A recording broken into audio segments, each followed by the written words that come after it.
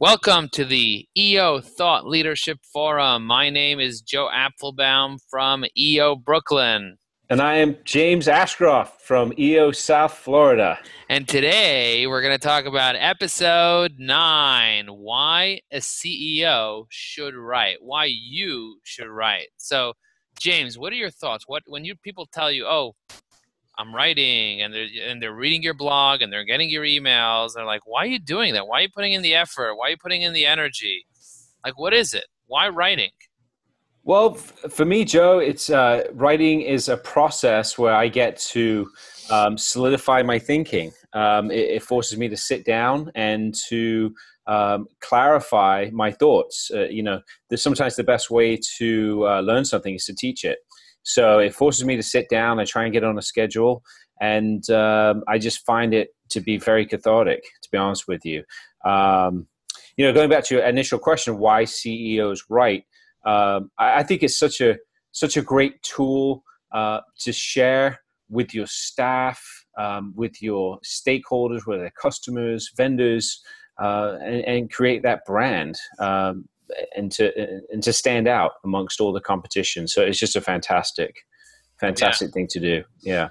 Being in a communications business, I see the value in being able to communicate. And one of the most effective ways to communicate is using writing.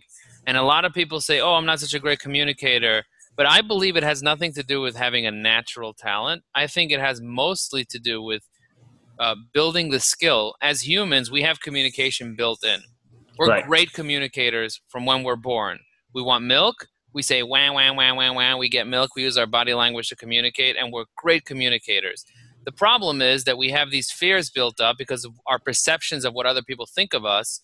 And people are afraid that their writing is not perfect and they don't have the skill and they didn't invest the time and they don't read enough. So as a result, they don't necessarily see the value in it. But once you start doing it, I can attest to it myself, and I'm sure you can as well.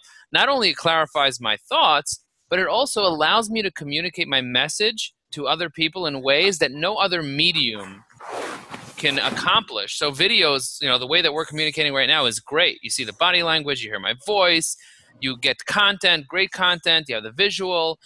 But writing is very powerful. Just like listening, just like a podcast is very powerful. Writing is very powerful, and it's a way to be able to communicate with people that can't be replaced through the other mediums of communication. It's very, very powerful. It is, and I think there's some I don't know, psychology to it. That if someone's taken the time to sit down and actually write something, it almost seems like it's the truth. Right. It's a very, very powerful tool, and you're absolutely right. I've seen it firsthand, and it's a great conversation starter.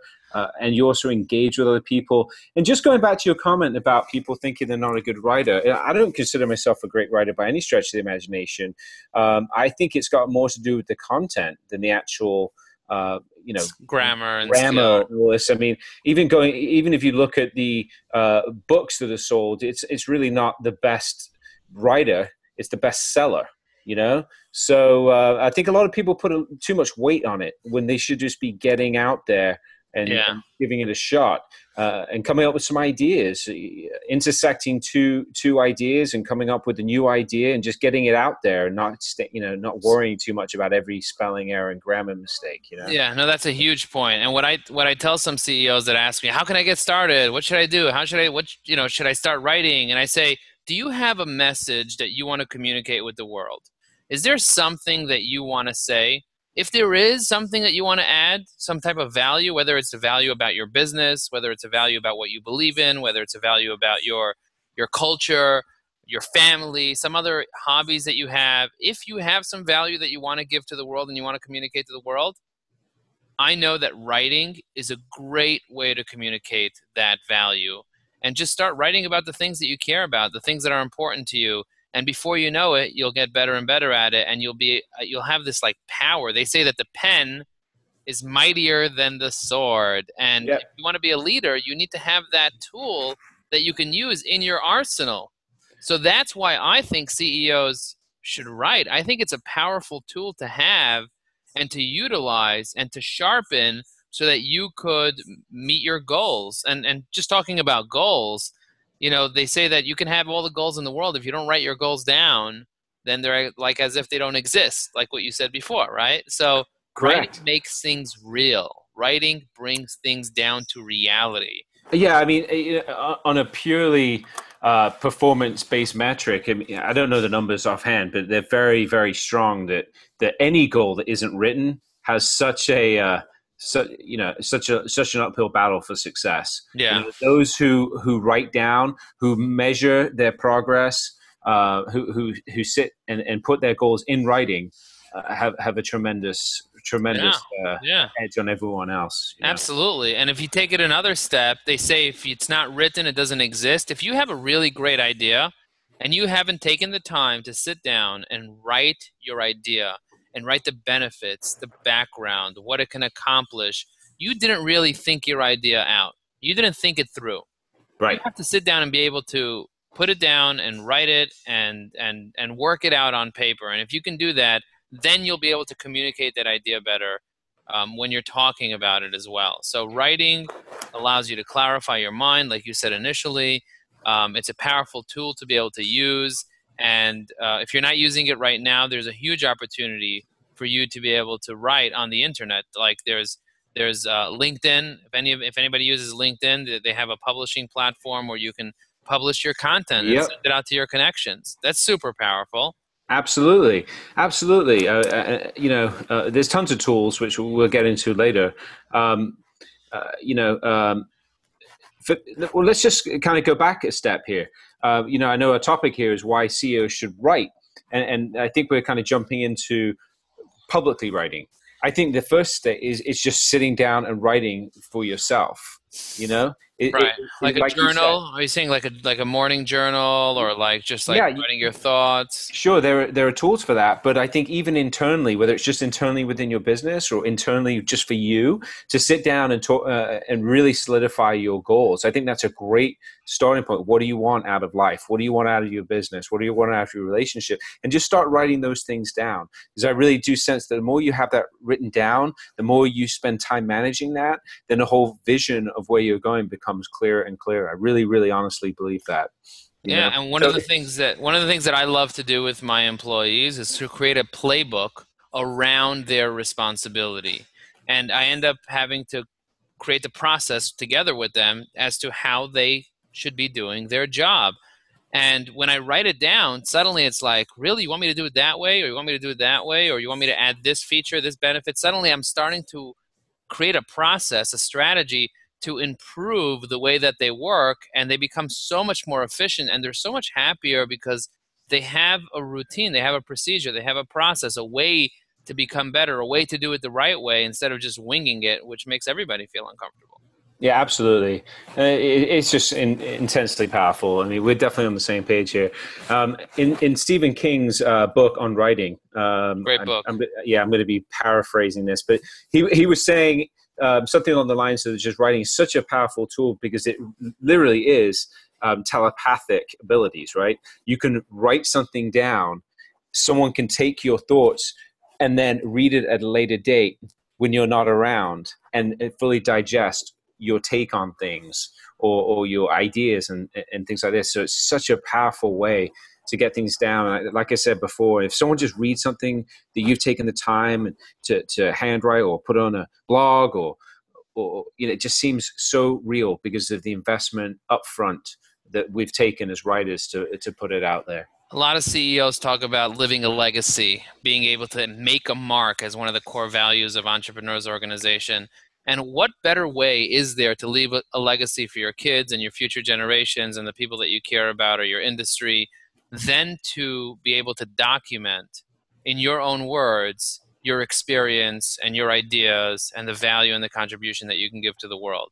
So there are so many benefits to writing, not only being clearer as to what you want and how you want and your ideas and all that, but also in terms of what you're giving, having a valuable asset that you're actually giving to the world and you're actually contributing something of value, which I know a lot of leaders are super into and they're trying to figure out what's my purpose in life, what's my mission. This will solidify you being able to give that to the world so that after you move on to the next world, you can have something that you gave a contribution and you were here, you mattered. Absolutely. It's almost like sometimes you can't be so self-aware about your talents. So I found that I've written certain blog posts or shared certain writing with people, and people just responded so intensely. It's been amazing, and they're like, "Oh, that's exactly what I was thinking. We should go out to lunch and talk about that some more." And all of a sudden, I start finding myself in this kind of area of expertise that I wasn't aware of. And it's solely because I just sat down and took the time to write something that engaged other people. And it helps build a community around your ideas. And then you start finding like-minded people who then Yeah. support your ideas and then who help promote you, who help spread your message. And it kind of takes a life of its own. So it's been great. Another benefit that I can think of from a writing standpoint, as there's an artistic benefit to writing. You have a creative outlet, a way to be able to express yourself. Like some people do painting, some people do woodworking, some people play sports, or they go on hikes and stuff. There's an art to it's not just about the technicality of it. There's an actual art to writing. There's magic in it that if you discover that, if you work on it and do it and utilize that, and you see that magic come alive within your writing, you taking your ideas and being able to transfuse them into a document, that the document is living and breathing and somebody else can experience that and kind of create their own ideas based on that. That's a powerful piece of art that allows you to have a creative outlet that's kind of like outside your business, outside of your family, or it could be within your family and business, but it's just this outlet that you have access to that is powerful. It's just a It, powerful outlet.